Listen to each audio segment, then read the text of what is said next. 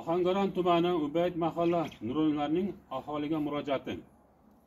Mahallamizni yashil hududga aylantiraylik. Ohangaron tumani Ubayd mahalla nuronlarning mahalla aholisiga murojaati. Qadrli mahalladoshlar, dono xalqimizda obodlik ko'ngildan boshlanadi degan naql bor. Bu xislat asrlar osha bizning yurtdoshlarimizning qon-qoniga singib ketgan. Chunki ozodlik, tozalik bor joyda fayz baraka bor. Ishda unum, aholi kayfiyatida ko'tarinkilik bo'ladi.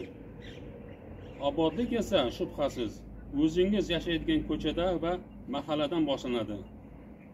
Hurmatli prezidentimizning tashabbusi bilan bir necha yil avval yurtimiz bo'ylab yashil makon loyihasi boshlanganligi naqadar to'g'ri va aqlli ish bo'lganligi hayotning o'zi ko'rsatmoqda.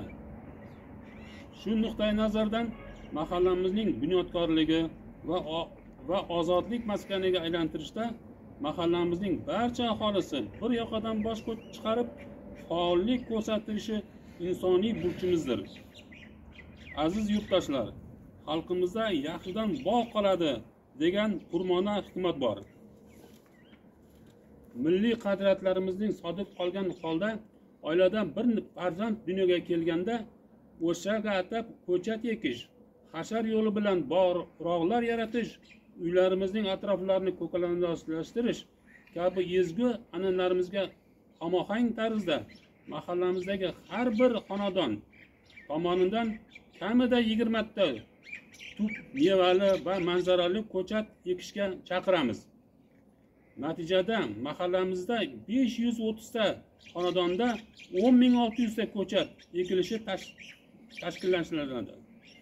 Shu bilan birga mahallamizda 6 ta ko'cha mavjud bo'lib, yashil makon umummillik loyihasi har ko'chani obod maskanga aylantirish va ko'chalarimizni ko'kalamzorlashtirish maqsadida mahalladoshlarim tomonidan har bir ko'chada va yo'l chetlarida 200 tadan manzarali va mevali daraxtlar ko'chatlarini ekishda faol ishtirok etishga chaqiramiz. Yashil makon umummilliy loyihasida faol ishtirok etaylik. Yashil makon umummilliy loyihasida faol ishtirok etaylik. Rahmat.